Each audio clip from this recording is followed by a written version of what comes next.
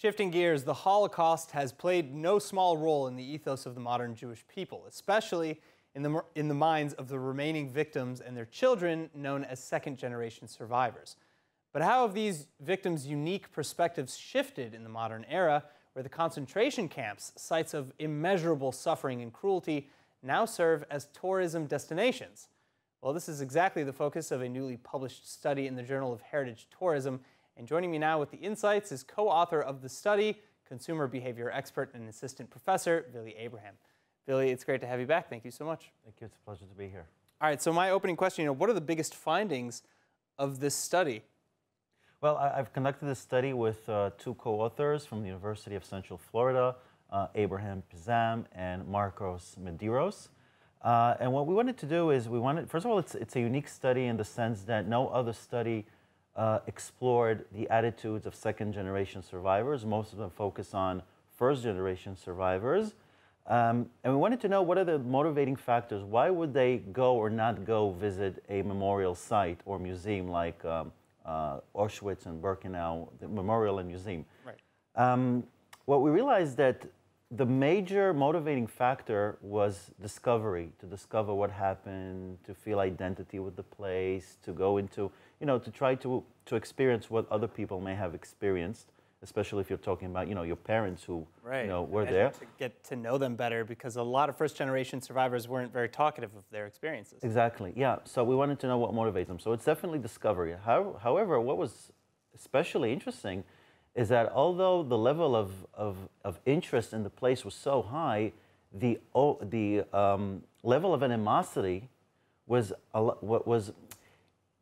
lower as far as averages are concerned. But as far as towards whom? Towards Poland. Okay. Towards Poland. On a scale of 1 to 7, the average is 4.1 more or less, which is more or less in the middle, but it's still quite high. Okay. Because although the average is lower than the desire to discover about the place, although it's on average it's slower, but it had a much greater impact. So the second generation Holocaust survivors who harbor animosity towards Poland see the place as not attractive as a tourist destination, and as a result they have no desire to visit Poland. How, especially now with everything that's going on with Poland, they recently passed the bill that basically banned, but by default, it banned all of the cases for retaking property rights and property claims and things like that that were seized during the Holocaust. And that really comes just a couple years after Poland had that whole Polish death camps law, where they, were removing the word Polish from that sentence to distance themselves from the Nazi regime and complicity with the Nazi regime. So how does Poland's recent actions fit into the findings of your study? Well, we conducted the study obviously a lot before this current diplomatic discord. Had we done it today, I'm almost 100% sure that the animosity would have increased significantly. It's hard to say how much, but probably out of a scale of 1 to 7, it would have been 5 or even 6. When you look at historic relationships, if you look at the relationship between China and Japan, that the Japanese massacred 300,000 Chinese citizens during World War II. Yeah.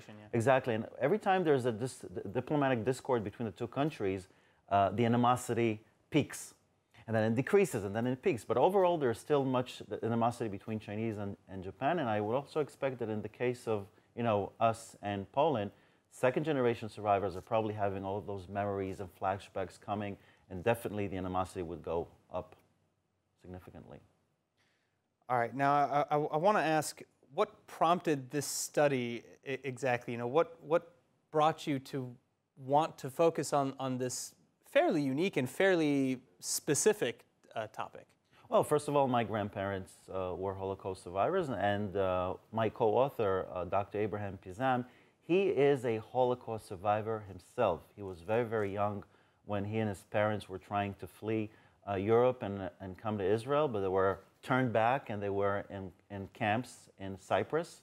And when I met at one of the conferences, he told me, listen, I'm very curious because first of all, I'm a survivor. Second-generation survivors, there are fewer every year. There are not that many of them. And I want to see what their attitudes are. I'm just so curious about their attitudes. So this is something that motivated us, having some connection to it. And what, I know obviously from the context, you speak of dark tourism in this article. Obviously, I'm assuming the Holocaust sites fit into these, the death camps fit into that category. But what exactly do you mean by dark tourism? Well, dark tourism is, first of all, dark tourism sites are sites that are either associated with death or death has occurred on site. That's why it's called dark tourism. And there are great tourism areas which are, not that connected to death. They might be connected to other horror stories, but dark tourism is when you're talking about death, essentially. And do you know, is there a similar correlation between, second or even third generation victims of other dark tourist sites and their feelings towards those areas? Well, we explored what second generation survivors think and their attitudes toward visiting the museum, Memorial Museum, and Poland in general. However, we haven't explored the differences between groups. For example, first generation, second generation, or second generation, third generation. And when I've spoken to Dr. Abraham yesterday about the upcoming interview and, to just see what we're going to talk about, so he said, it would be very interesting to see this comparison. So this is our next step. But if you look back at other studies that were conducted, for example, a study that was conducted about the attitudes of Americans towards Vietnam, the first generation, baby boomers, and Generation X and Generation Y were compared, the attitudes were compared, and there was really not that much of a big difference on average.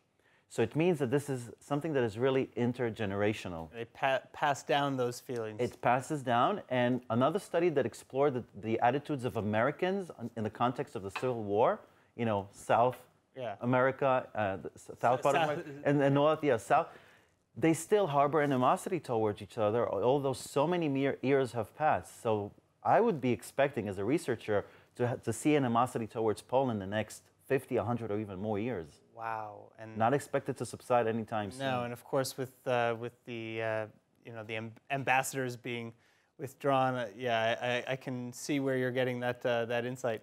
Yeah. Had the government of Poland taken responsibility and apologized, things would look much different today.